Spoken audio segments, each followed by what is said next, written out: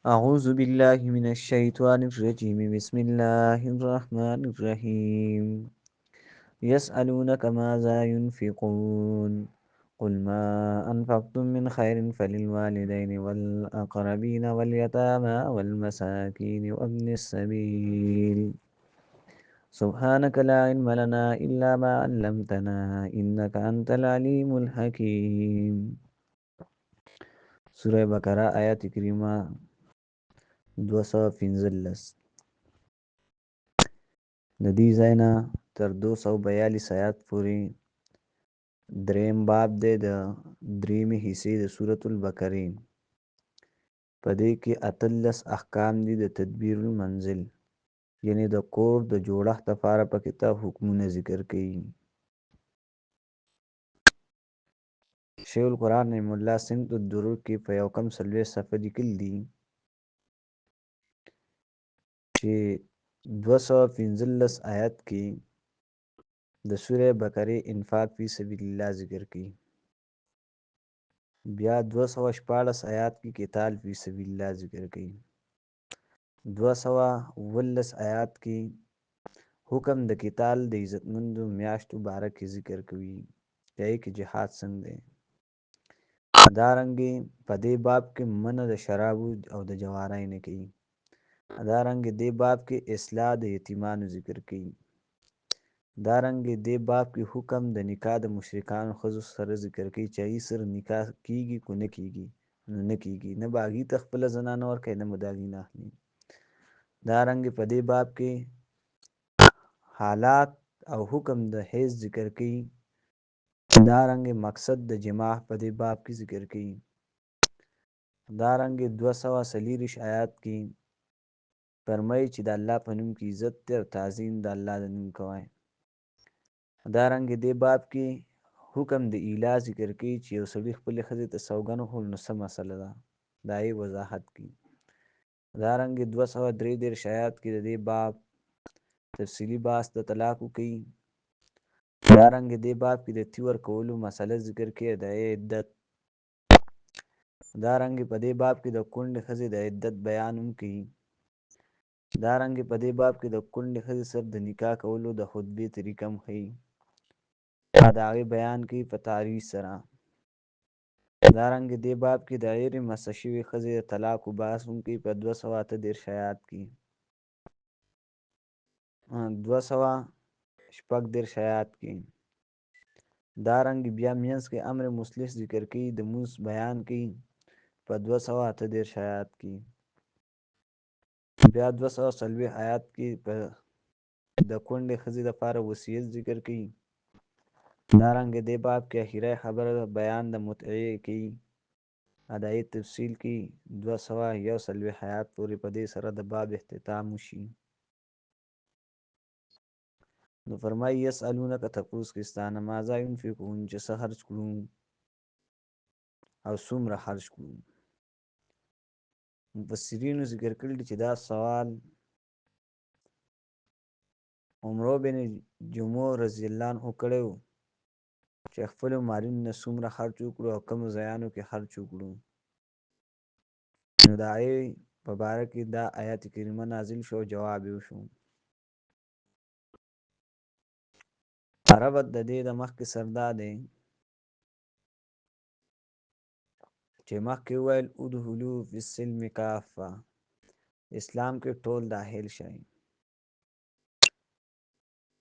بیا د هغې نه وروستو احکام ذکر شو چې تعلق یې لرو د اسلام د اعمالو سره. اوس د هغې نه یو حکم دا ذکر کوي چې اسلام کې د کور جوړښت چې دا هم اهم دی. کله چې ته معاشره جوړه نو لومبی خپل د کور نه کار شروع کړه. دارنګې مخکې بحث وشو چې د الله په لار کې وځئ تاسو ته جنت میلاو شي او دین دپاره تکلیف تیر کړئ. ام حسبتم ان تدخلوا الجنة ولما یأتکم مثل الذین خلوا من قبلکم. نو اوس ورسره مسله د انفاق کوي چې کوم پیغمبرانو ته مالي تاوانونه رسېدلي او بدني، نو تاسو هم چې مال در سره وي نو مال د الله په لار کې خرڅ کوئ. دا د مخکې آیات سره ربط شو. دارنګې مخکې آیات کریمه کې د جنت حاصلولو ذکر وکړو، نو دې آیات کې د هغې د حاصلولو طریقه ښیي چې جنت علم مومي چې د الله په دین باندې مال خرج کړي او قربان کړي.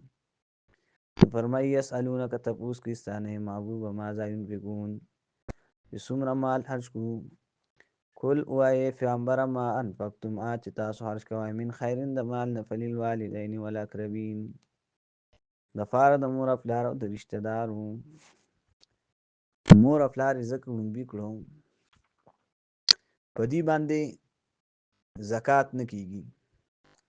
ها مصرف د زکات نه دي، زکات پې نه کیږي، بلکې خرچه کول په مور او پلار باندې دا واجب دي. او قرآن کریم نه دا تصریح ده صراحتاً معلوم دي چې په حقوق الله پسې ډایرکټ په حقوق العباد کې د بندګانو په حقوق کې د مور او پلار حق مونږ کړلی. بیا والاقربین خپلوانو باندې خرج کوئ.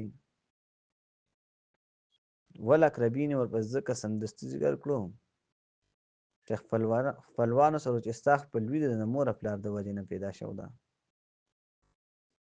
همدارنګه چې هغې کې هم فقیران وي یا غریبان وي، د هغې حاجت باندې د هغې حاجت پوره کوئ مالي طریقې سره، بدني سره، دا د خیر کار دی. والیتامى او یتیمانو باندې خرج کوئ. دا ورپسې ځکه ذکر کړو چې هغې کسب کولو باندې قدرت نه لري، ماشومان وي، نو په هغې خرچه کوئ د هغې حاجات زیات وي. والمساکین او مسکینانو باندې هم خرچه کوئ.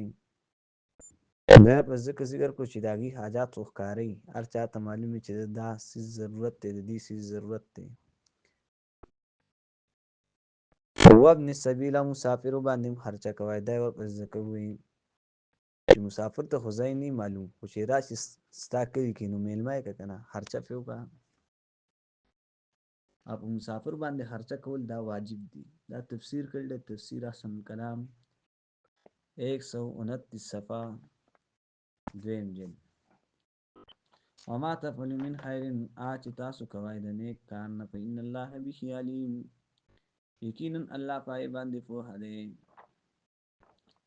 په دې جمله کې مقصد تسلی ورکول دي چې نیک عمل الله نه ضایع کوي، بلکې د نیک عمل الله بدله ورکوي.